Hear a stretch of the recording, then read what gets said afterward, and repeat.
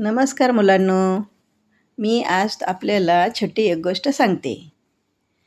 एका एकदा एका दाट जंगलात एक भयंकर सिंह राहत होता. तो रोज शिकार करायचा आणि अनेक निरपराधी प्राण्यांना मारायचा. सगळे प्राणी घाबरून गेले होते.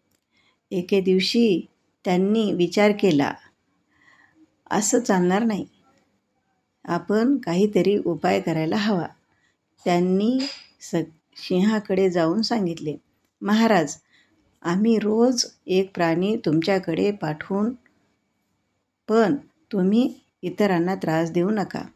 सिंह तयार झाला. एके दिवशी सशाची पाळी आली. लहानसा ससा, पण फार हुशार. तो मुद्दाम उशिरा गेला.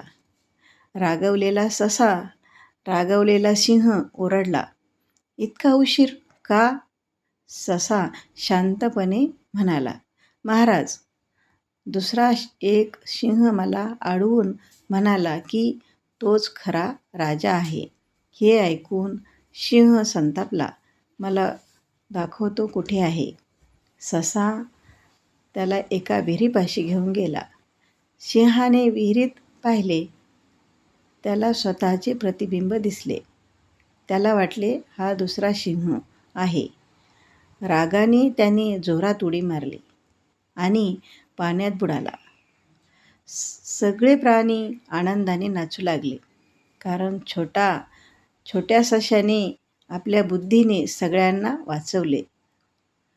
बुद्धी नेहमी शक्तीपेक्षा मोठी असते. आवडली ना गोष्ट तुम्हाला?